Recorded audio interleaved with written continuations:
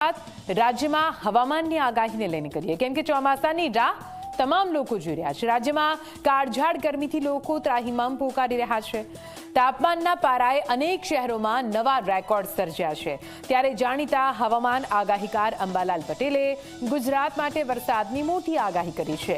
જો કે બીજી તરફ વેધર એક્સપર્ટ ચિરાગ શાહે ઓછા વરસાદની ચેતવણી આપતા ખેડૂતોની ચિંતા પણ વધારી છે। તો શું ગુજરાતમાં મેઘરાજા મહેરબાન થશે કે અલ નીનો બનશે વિલન? જો આ ખાસ રિપોર્ટમાં।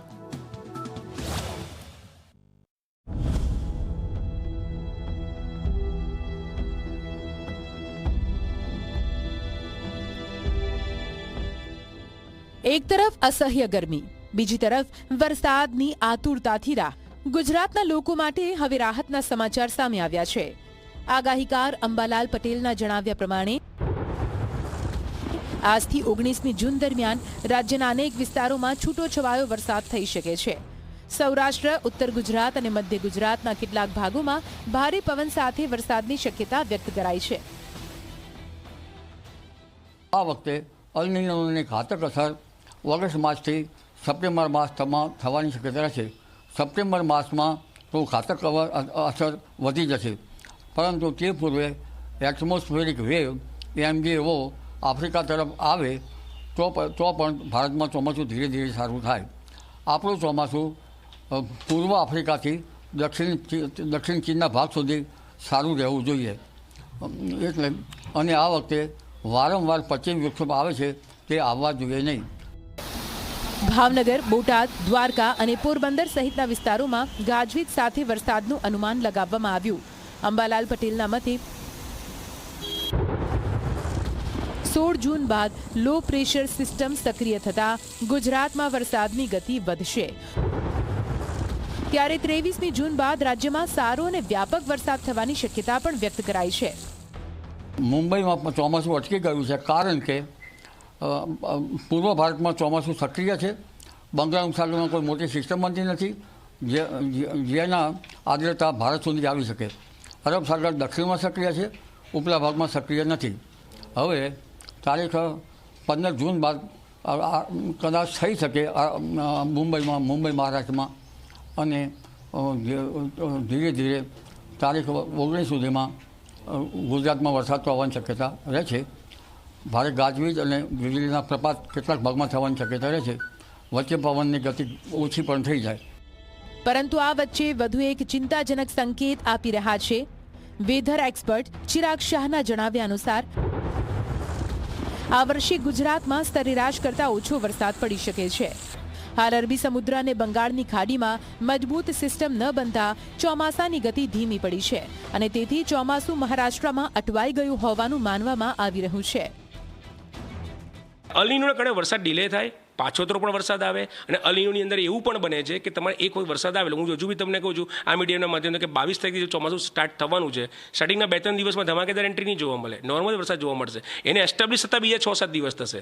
એ થયા પછી 8-10 દિવસ મસ્ત તમને માહોલ જોવા મળે, પાછો 8 દિવસ તો મોન્સૂન બ્રેક આવશે। એ પણ અલ નીનોનું લક્ષણ છે। આ બધા અલ નીનોની પેટર્ન છે। હવે તમારો પ્રશ્ન એ છે કે 4 વર્ષમાં કે એ થવું જોઈએ પણ એ નહીં થવાની પાછળ મૂળ કારણ એક જ છે કે આ વખતે પ્રશાંત મહાસાગરની સ્થિતિ બદલાઈ છે, પવનની ગતિ બદલાઈ છે અને ગરમીનો વધારો થયો છે। નિષ્ણાતોનું માનવું છે કે અલ નીનોની અસર આ વર્ષે વરસાદના વિતરણની અસર કરી શકે છે। હાલ અંદાજે 90% જેટલા વરસાદની સંભાવના વ્યક્ત કરાઈ છે, જેના કારણે વાવણીની તૈયારી કરી રહેલા ખેડૂતોની ચિંતા વધી રહી છે। લીનોની અંદર એક એવું પણ જોવા મળ્યું છે મેમ કે અમુક વિસ્તારોમાં બહુ સારો વરસાદ પડે છે, અને જે વિસ્તારમાં વરસાદ ના પડતો ત્યાં લાઈક જો કચ્છ આપણે જોવો ને 3 પછી કચ્છમાં વરસાદ પડી રહ્યો છે, ધીસ ઇઝ અલ નીનો। કચ્છમાં 21 વરસાદ નહોતા પડતા। તો આ અલ નીનોની જે ઇફેક્ટ છે એમાં એવું બની શકે કે ગુજરાતના 80થી 85 જિલ્લાની અંદર 100% વરસાદ પડશે, બટ બાકીના જે 15% છે એ 15% ઝોન કયો છે એવું તમને કહી દઉં છું।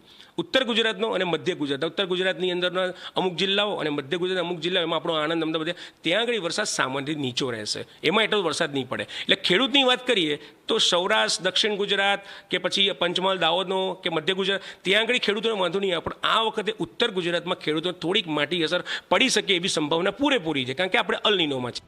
આ વચ્ચે વિશ્વભરના હવામાન વૈજ્ઞાનિકોએ પણ ગંભીર ચેતવણી આપી।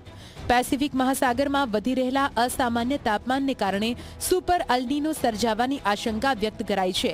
જો આ સ્થિતિ વધુ ગંભીર બનશે તો ભારત સહિત વિશ્વના અનેક દેશોમાં દુષ્કાળ, અસહ્ય ગરમી અને ખાદ્ય સંકટ જેવી પરિસ્થિતિ ઊભી થઈ શકે છે.